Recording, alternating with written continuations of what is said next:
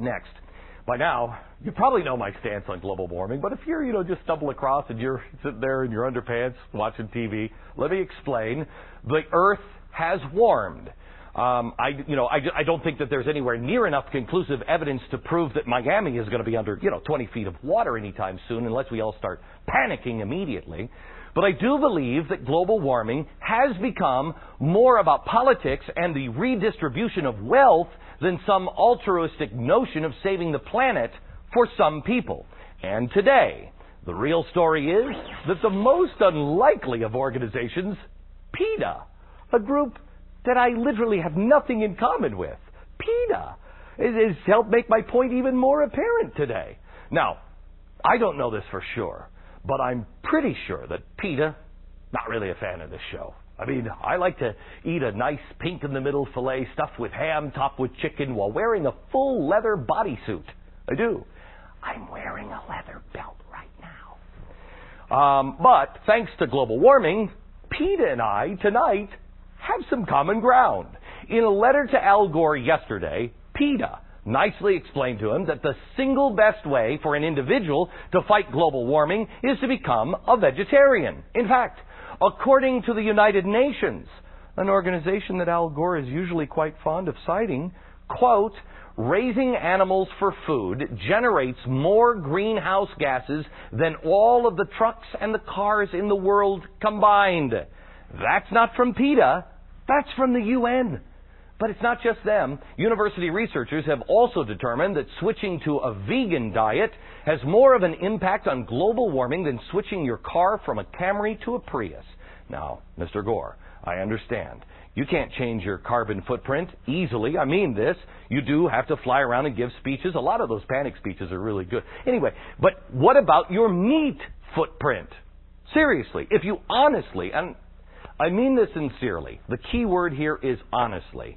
If you honestly believe that global warming is the most important issue the world faces, bigger than terrorism, bigger than AIDS, bigger than hunger, then why haven't you started eating veggie burgers and drinking soy milk? I hear it's yummy. PETA's letter says it best. Quote, one good way to hush Rush Limbaugh and his ilk, I think they're talking about me, is to act as a role model in the fight against global warming and becoming personally a vegetarian. Al, I couldn't agree more with PETA. I don't think I've ever said that. I agree with PETA. If you want to insulate yourself from criticism, then don't be a hypocrite. Live the life you preach. But this isn't just about Al Gore. It's about all of the people who champion drastic lifestyle changes without leading by example. And since most of them love to use panic and fear as a motivational tool, I thought we'd give them a little taste of their own medicine tonight.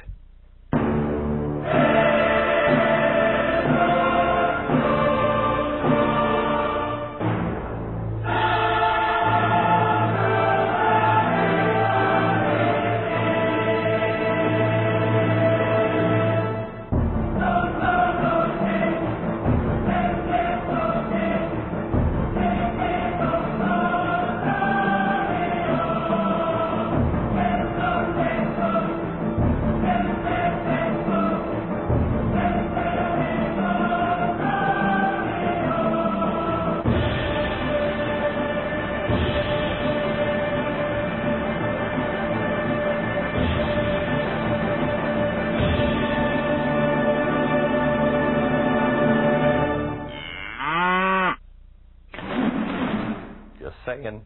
Matt Prescott, PETA's vegan campaign manager. Matt, what's the deal? What's the beef? Well, the beef is that all of the livestock in America produce about 130 times as much waste as the human population of America. Where do you think all that goes? It goes into our land, it goes into our rivers, it goes into the air.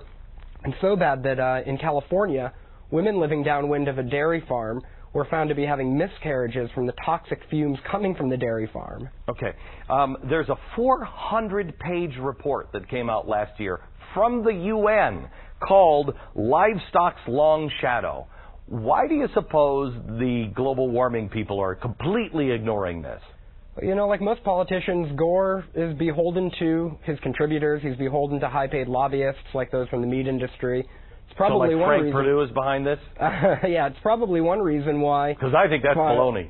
Well, farmed animals are exempt from all federal laws protecting them from cruelty. Almost all farmed animals. That's probably one reason why. It's, I imagine that for Gore, admitting that the meat industry is horrible for the environment is probably just too inconvenient a truth. So what do you think about an inconvenient truth? Because that's nowhere in there. One problem with Gore's solutions is that he doesn't offer anything that's accessible to people. Most people can't afford a $20,000 Prius or expensive energy-saving light bulbs. He doesn't offer people the chance to go vegetarian or the suggestion. It's free. It's something everybody can do. There's vegetarian options at every grocery store and restaurant.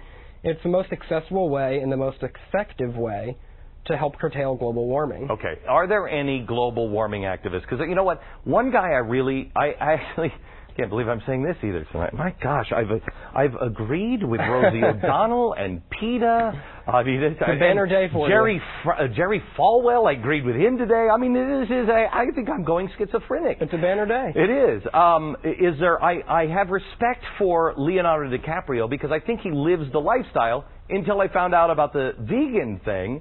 Is he a vegetarian or a vegan? I believe he's vegetarian. He may be vegan. I know there are a lot of others. Joaquin Phoenix is a vegan. Woody Harrelson is a vegan. The list goes on and on. All right. So you've got some vegans out there. Is there anybody that could have the credibility to talk about global warming? Well, if Al Gore went vegetarian, he certainly would be a good candidate.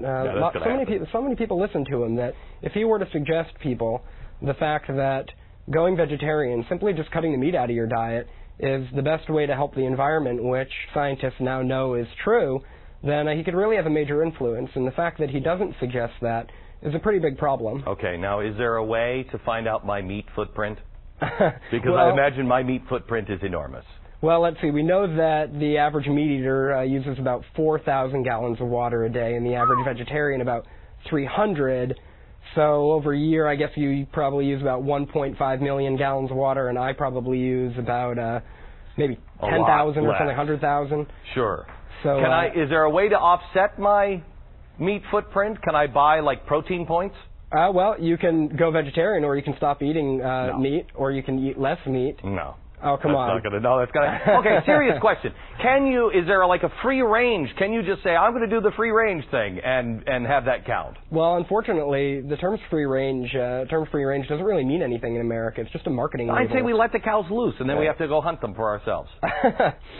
People can go to our websites, goveg.com. They can learn more about vegetarianism, and they can get the recipes that we offer to cook Gore, like faux fried chicken and collard greens and apple pie. Stop. I haven't eaten yet. Now I'm starving. Matt, thanks a lot. That is our Real Story tonight. And if you'd like to read more about this, visit glennbeck.com and click on the Real Story button. By the way, you can also send us your own pictures of meat-eating global warming activists. Just to post on the website, I'm just saying. Email them to pictures@glennbeck.com. Coming up next, an unbelievable